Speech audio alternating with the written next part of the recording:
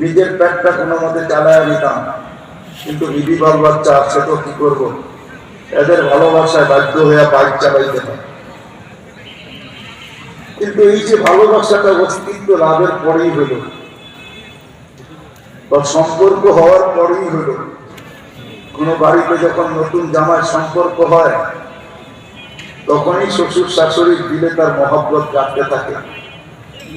দুজনের বিয়ে যখন হয়, দুইজন দুই প্রান্তের মানুষ, দুই দেশের মানুষ, কখনো এমনও হয় যে দুইজন দুই ভাষার মানুষও হয়। কিন্তু বিয়ে শাদী যখন হয়ে যায় তখন তাদের দিলের ভিতরে মহব্বত আস্তে আস্তে কাটতে থাকে। একদিন আসে, একদিন আরেকজনের জন্য জান দিতে অধিকার করে।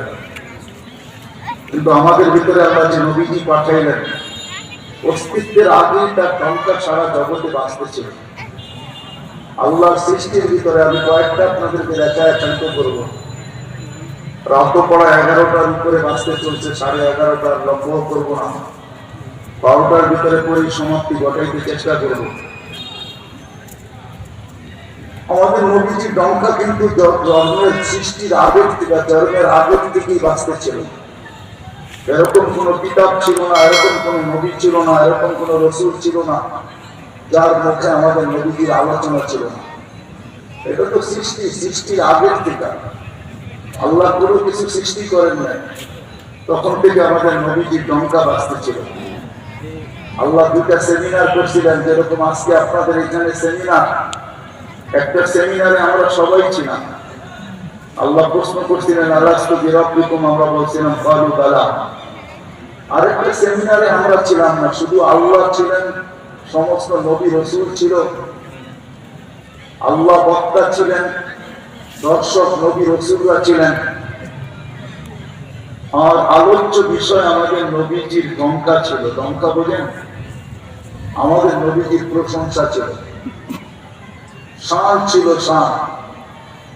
আল্লাহ নবী কোরআনে আছে, আল্লাহ নবীদেরকে যখন সম্বোধন করতেছিলেন যে আমি তোমাদেরকে যখন কিতাব এবং হিকমত দিব, তারপরে আমার রসুল আসবে, তোমরা আমার রসুল উপরে ঈমান আনবে, আমার রসুলকে সাহায্য করবে, এই কথার স্বীকৃতি তোমরা সবাই দিলে তো? সমস্ত নবী রসুলরা ওইদিন বলছিলেন যে আমরা স্বীকৃতি দিই না। কিন্তু একটা প্রশ্ন হইতে পারে, রসুল তো 313 জন, কোন রসুল? আল্লাহ এটাও বুঝিয়ে দিয়েছেন, শব্দে রসুল আল্লাহ কারো কালেমার ভিতরে দেন না। 313 জন রসুলের ভিতরে 312 জন রসুলকে আল্লাহ কলেমা দিয়েছেন, কিন্তু কারো কলেমার ভিতরে আল্লাহ শব্দে রসুল দেন না। শব্দে রসুলটাকে আল্লাহ গচ্ছিত রাখছেন, আল্লাহ আগে উঠে রেখা দিয়েছেন। শুধু আমাদের নবীজির কালেমার ভিতরে আল্লাহ দিয়েছেন লা ইলাহা ইল্লাল্লাহ মুহাম্মাদুর রাসূলুল্লাহ। নারায়ণগঞ্জকে সারা দুনিয়ার কোন আলেম বাহির করে দিতে পারবে না আমাকে যে কোন নবীর কলেমার ভিতরে এই শব্দের রসুল ছিল। আল্লাহ সেমিনার করছেন, এখনো অস্তিত্বই হয় না, এমনকি কোন সৃষ্টি হয় না। সৃষ্টিরও 1000 বছর আগে থেকে আমাদের নবীজির 2 লাখ ঘন্টা আল্লাহ বাজাইতেছিলেন। মাসালুহুম ফিত তাওরাতি ওয়া মাসালুহুম ফিল ইনজিল।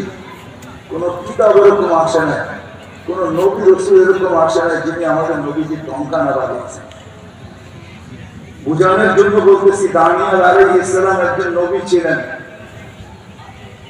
উনি বুঝাইতে চেয়েছেন যে আল্লাহ আমাদেরকে কোন নবী দিয়েছেন, কোন রসুল দিয়েছেন আল্লাহ আমাদেরকে, আমরা কি পাইলাম আর তার সাথে আমরা কি ব্যবহার করতেছি বা কি ব্যবহার করলাম।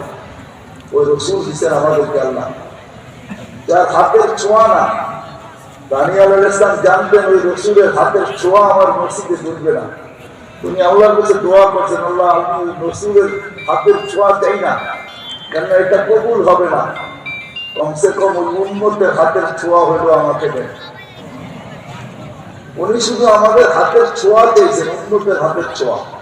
আবু মুসা আশআরী রাদিয়াল্লাহু তাআলা আনহু থেকে রিওয়ায়াত আছে,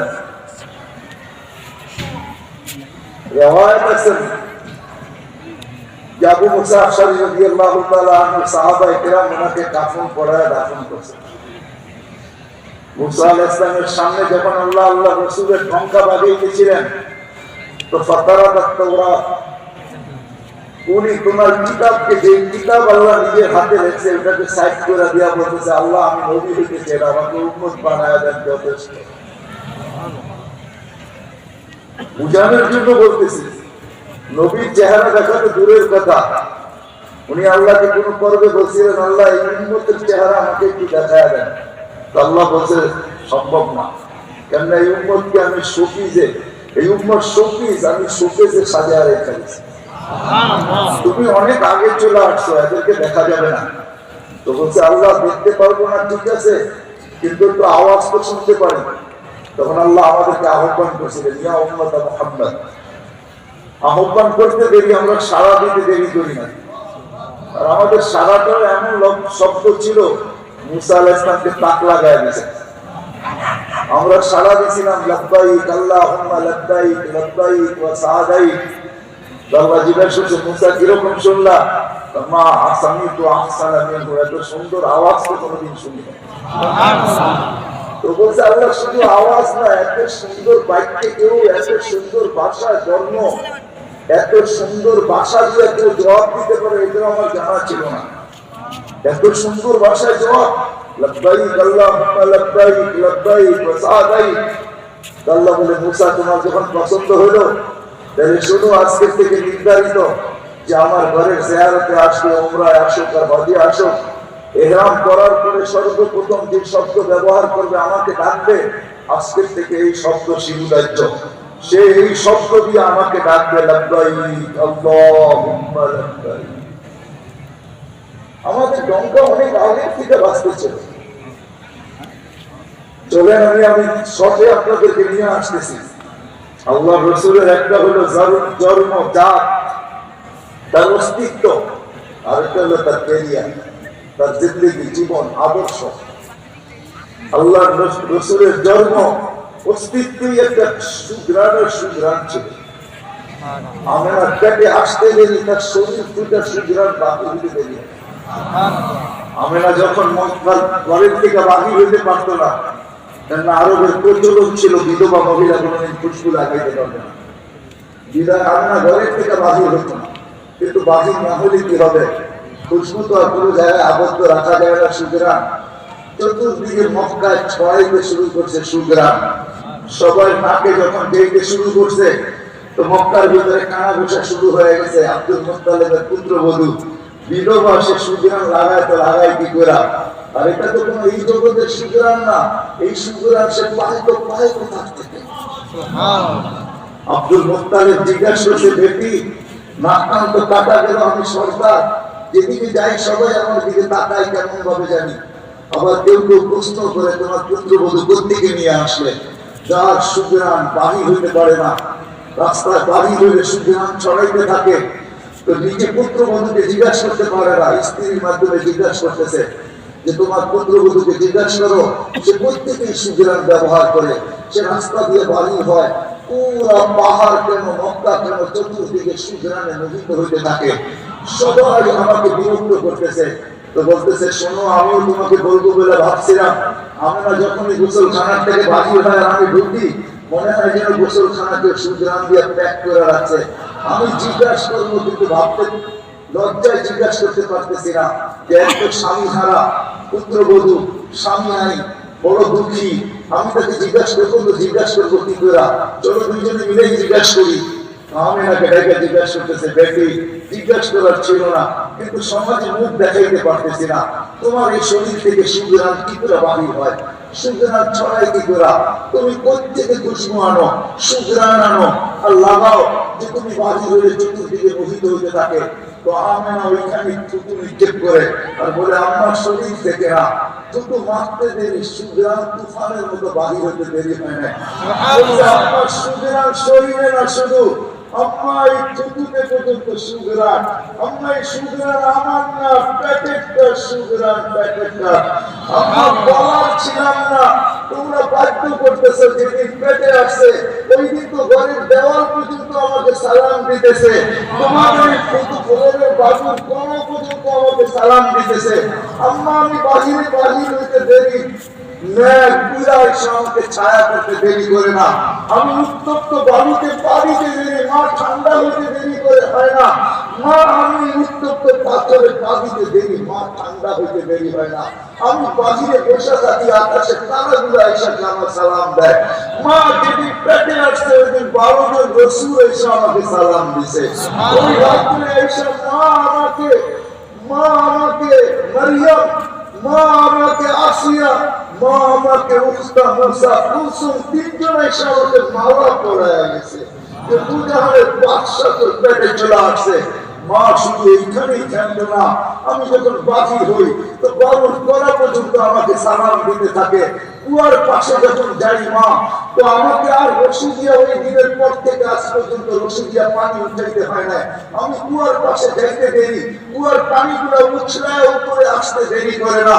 অল্প শক্ত করতে থাকে, পানিগুলো যেন বলতে থাকে আমি না তুই কেন চলে আসছিস, দুজাহানের বাদশা তোর পেটে, তুই হুকুম দিলেই তো আমরা বাড়িতে যে ঘুরে দিয়ে আসতাম। মেয়েগুলোকে জিজ্ঞেস করো না, আমি কুয়ার পাশে যাইতে দেরি, মা আমার হাতে পায়ে ধরতে দেরি করে না যে ফাতে আমরা তুই এখান থেকে যাইস না, তুই গেলে কুয়ার পানি নিচে চলে যাবে, আমাদেরকে রশি দিয়ে তুলতে হবে, তুই দাঁড়ায় থাক, তোর পায়ে পড়ি, পানি নিচে যাবে না। আমরা ঘোরা নেই আমাদের বর্তন গুলা, তোর বর্তন তো ঘোরা দিব, তোর বাড়ি তো পৌঁছায় দেব, তুই দাঁড়ায় থাক, তুই চলে গেলে কুয়ার পানি নিচে চলে যাবে। হায় হায় যে পেটে থাকা অবস্থায় খুশবু, অজুদিগার খুশবু, সুগ্রাণ আর সুগ্রাণ। হায় আমি শর্ট করতেছি তো বাড়ি রবিউল আউয়াল মনে করছিলাম নবীর শানি পুরা দিন বলবো, কিন্তু সময় আপনাদেরকে আমি দিতে পারলাম না, দুর্ভাগ্যতার কারণে আসারই ছিলাম না। কিন্তু যুবকদের অনুরোধ আমি রাখতে বাধ্য হয়েছি, এই জন্য বহু দূর থেকে উড়া চলে আসছি। তখন ওনাদেরকে বলছিলাম যে আমি 12টায় পৌঁছবো, যাক আল্লাহ 11:30টার ভিতরে নিয়ে আসছেন।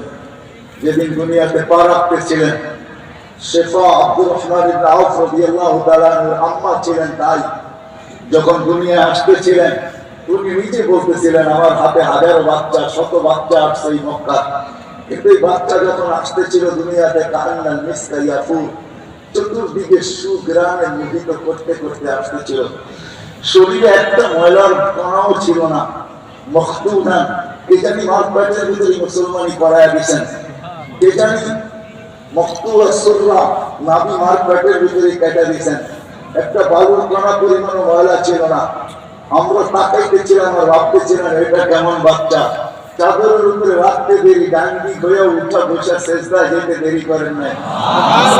সেজদা আম্মাজান বলতেছিলেন কুলতা মা কুলতা, বেটা তুই যেন সেজদার ভিতরে কি বলছস, আমি তা বলতে পারবো না, কেননা তোর অবস্থাগুলা দেখা আমি আশ্চর্যজনিত হইতেছিলাম।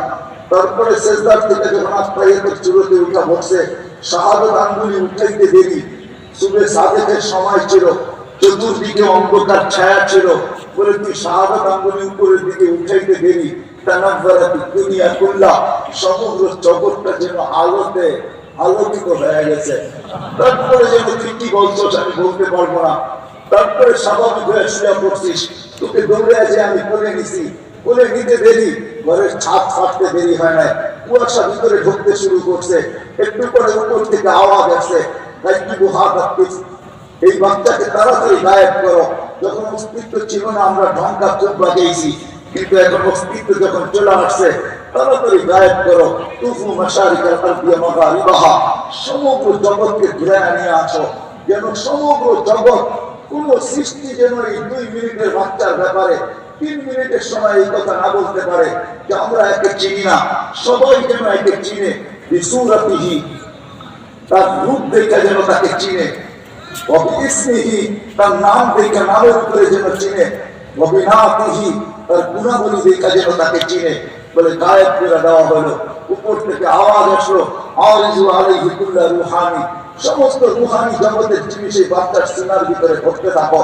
মিনাল জিন্নি ওয়াল ইনসি ওয়াল মালাইকাতি ওয়াল ওয়াহশি ওয়াত তাইর, মানুষ, জিন, ফেরেশতা, চতুষ্পদ প্রাণী, এমনকি পাখি, ভালো ভূতটা পর্যন্ত ঢুকাও।